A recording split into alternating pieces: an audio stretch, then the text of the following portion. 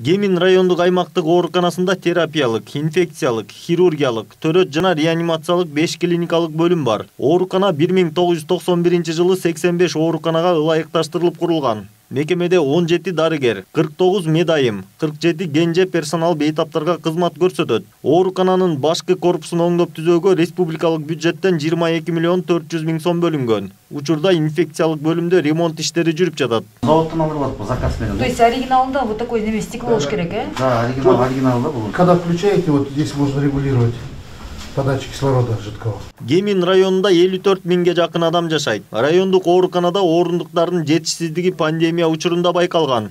Өз кезегинде медициналык мекеме илдетке чалдыккандарды бардык бөлүмдөрүндө, атүгүл жарактан чыккан имараттарда дарылоого дуушар болгон. Алардын бири 2 кабаттан турган төрөт бөлүмүнүн имараты 1969 жылы курулган. 1992 жылдан бери колдонулбай келген имарат учурда капиталдык оңдоого муктаж. Ал үчүн болжол менен 25 миллион сом керектелет. Азыр убакта медоборудование жетпейт бизге. Современный медоборудование, стационарный рентген аппарат, УЗИ аппараттар, ЭКГ аппараттар, прикроватный мониторлор жетпей атышат. Анан дагы 20 миллион сомго смета даярдап койгонбуз, эски роддомду жазачы керек да. Анан дагы 17 миллион 800кө Аристен проект утканбыз. Ошону инфекционный отделенияларда азыр жазап атабыз.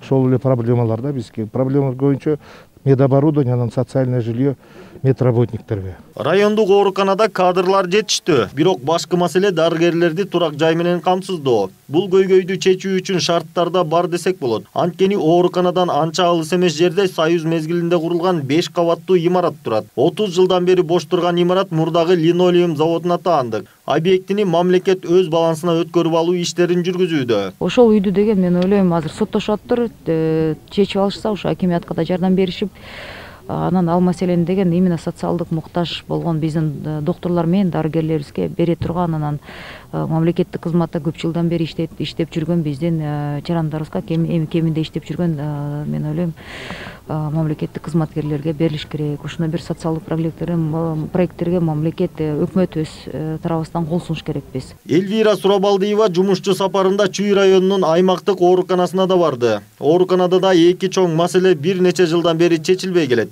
Жугуштуу оорулар бөлүмү 1998 жылдан бери иштебей, капиталдык ремонт талап кылынат.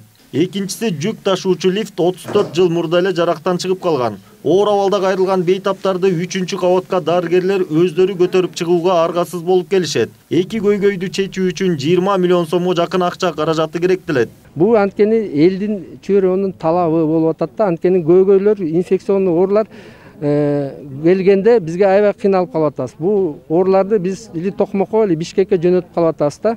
Ошон үчүн биздин ошо инфекционный корпус 1000 чарчы метр ремонт болса жакшы болмок эле да. Андан соң вице-премьер-министр жумушчу сапарын Ысык Ата районунун Ивановка айылындагы республикалык балдар психиатриялык ооруканасында улантты. Оорукана 1956 жылы 1000 чарчы метр аянтта курулган.